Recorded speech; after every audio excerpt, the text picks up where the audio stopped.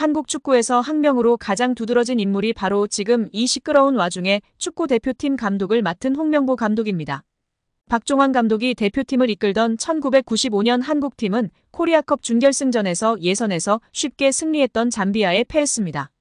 그런데 이 경기 전날 박 감독의 억압적이고 비인격적 훈련에 불만을 품고 있던 홍명보, 황선홍 등 주전 선수들이 경기 전날 술집에서 대취할 정도로 술을 마신 사실이 언론에 보도가 돼 난리가 났습니다.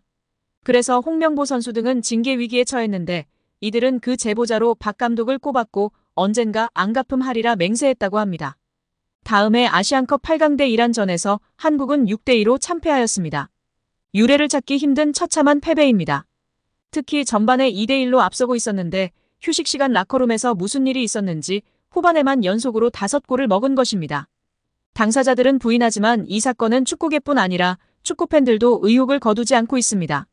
박 감독은 결국 감독에서 물러났고 당시를 회상하며 자살까지도 생각했을 만큼 개인적으로도 충격이 컸다고 했습니다.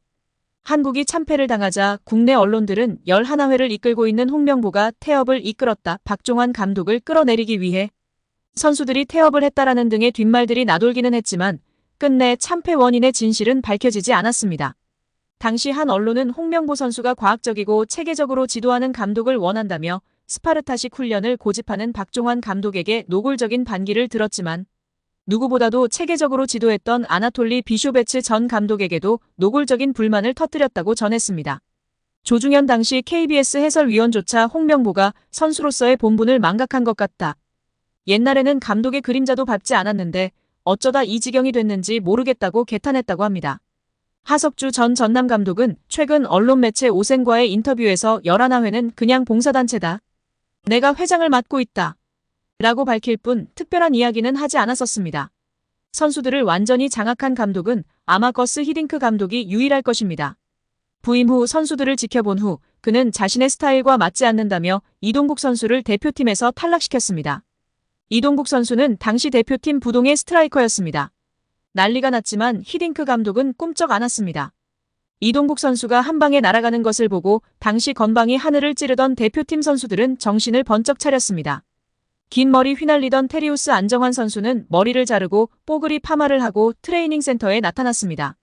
이는 히딩크 감독이 레알 마드리드 등 명문 유럽 프로팀의 감독이었고 직전 월드컵에서 한국팀을 5대0이라는 처참한 스코어로 지식여버린 네덜란드 팀의 감독이었기에 가능한 일이었습니다. 그런데 지금 월클 반열에 오른 손흥민과 차기 월클 이강인, 바이에른 민헨의 김민재 등이 즐비한 한국 대표팀입니다. 고작 K리그 선수빨로 우승 몇 번 한 감독이 자기가 최고라고 자부하고 있는 상황 속에서 과연 어떨까요? 제대로 된 절차도 밟지 않은 낙하산 감독인 주제에 선수들이 너무나 불쌍할 따름입니다. 따라서 홍명보의 연봉은 최소 20억에서 최대 30억 원 수준이라는 것인데요. 월드컵 이후 아시안컵까지 계약을 장기간 맺었습니다. 다만 월드컵 종료 후 중간평가를 갖기로 되어 있으나 경질한다 한들 남은 계약 기간 보존 금액하면 최소 30억 원이겠고 홍명보뿐 아니라 외국인 코치 2명도 생각하면 60억 원 이상이 나가겠네요. 정말 최악인 것 같습니다. 경질 없이 가도 홍명보 30억 원의 외국인 코치들까지 하면 연 60억 원 이상씩 나가는데 대체 왜 캐나다를 이끌고 코파 4강까지 간 제시마치를 안 잡았고 바로 프리미어리그 승격을 코앞에서 놓친 바그너 그리스로 유로를 아쉽게 못 나간 포엣을 버리고 홍명보인지 당최 이해가 가질 않습니다. 정말 최악입니다. 축협. 반드시 책임을 져야 할 것입니다. 지금 당장 말입니다. 박문성 축구해설위원이 정몽규 대한축구협회 회장을 비판했습니다. 박 해설위원이 27일 MBC 라디오 뉴스 하이킥에 출연해 정 회장에게 직격탄을 날렸는데요. 박문성 축구해설위원이 정 회장이 자진해서 사퇴하지 않는 이유를 두고 정 회장 마음속에 들어가 보지 않는 이상은 알 수 없다. 하지만 축구협회 회장 자리는 매력적인 공간이다. 우리는 축구협회장 자리를 한국 축구의 수장 정도만 생각한다. 하지만 국제축구연맹 피파가 진행하는 월드컵을 포함한 모든 국제적인 행사에 축구협회장 자리로 가면 그 의전은 사실상 거의 대통령급에 해당한다고 말했습니다. 이어 유럽에 가면 축구협회 회장 아니면 축구팀의 구단주 이런 명함이 박혀있으면 활동하거나 비즈니스 하는데 매우 큰 도움이 된다고 밝혔습니다. 그러면서 지금까지 나왔던 많은 문제 이미 드러나 있다. 또 이번 현안 질의를 통해서 사실은 의혹이 해소되기는커녕 더 많이 부풀어졌다. 하나도 해명되지 않았다. 오히려 지금 의혹이 계속 더 추가로 나오고 있다. 특히 홍명보 한국축구대표팀 감독 선임의 절차와 과정에 모든 것들이 다 불공정했다는 이야기들이 이미 다 어느 정도 나왔다. 이제는 지금의 이 체제 그만 끝내는 것이 옳다고 전했습니다. 여기에 펩 과르디올라 감독도 칭찬을 아끼지 않았는데요. 지난 챔스 경기 후 그는 PSG가 더 나았다. 가짜 9번으로 뛴 미드필더 선수가 한 명 더 많았고 그를 압박하기 어려웠다. 나는 PSG에 많은 공을 돌린다. PSG는 환상적이고 뛰어난 팀이다. 그리고 아주 좋은 수비수들도 있다. 엘리케에게 축하를 보낸다고 소감을 전했습니다. 확실히 팀 내에서 자리를 잡은 이강인입니다. 프랑스 매체 르텐스포르트는 이강인은 루이스 엘리케 감독이 높이 평가하는 선수로 자리매김했다라면서 이강인은 가짜 9번 역할을 소화하며 과르디올라로부터 칭찬을 받기도 했다고 언급했습니다.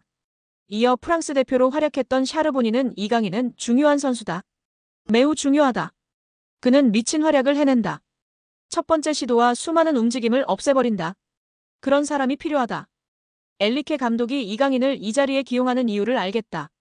그런 미친 선수가 필요하다라며 칭찬했습니다. 또한 프랑스 현지 150만 대형 축구 유튜버도 이강인만이 파리에서 공격적인 전진 패스를 하는 유일한 선수라며 극찬을 아끼지 않았습니다. 그는 개인 방송에서 이강인이 엄청나게 좋은 킬패스를 찔러주지만 그것을 골로 마무리할 수 있는 선수가 없다며 안타까워했습니다.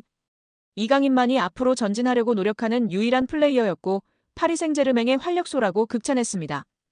여기에 축구 통계 매체 풋몹에서 리그앙 1위를 달성한 이강인 선수의 소식을 전했습니다. 풋몹에 따르면 이강인은 20일 기준 프랑스 리그 1에서 큰 기회를 가장 많이 창출한 선수 빅찬스 메이커 1위로 올라섰습니다. 풋몹 통계에 따르면 이강인은 이번 시즌 리그앙에서 지금까지 총 11개의 기회를 창출해 가에탕 페랭과 함께 빅찬스 메이킹 공동 1위에 올라 있습니다. 그런 가운데 이강인은 도움 3개, 페랭은 5개를 기록 중입니다.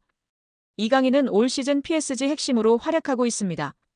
18경기 중 11경기를 선발, 7번을 교체로 출전했습니다. 6득점 3도움이라는 인상적인 활약을 보여주고 있습니다. 풋몹에 따르면 이강인은 6골로 팀 내 최다 득점 3위입니다. 또 득점과 도움을 합친 최다 공격 포인트도 9개로 3위입니다. 이어 팀 내 가장 많은 기회 창출을 만들어준 선수도 1위는 이강인입니다. 또 PSG 팬 선정 8월 이달의 선수, 이달의 골 8월, 11월까지 수상하며 팬들의 사랑도 많이 받고 있는 상황입니다.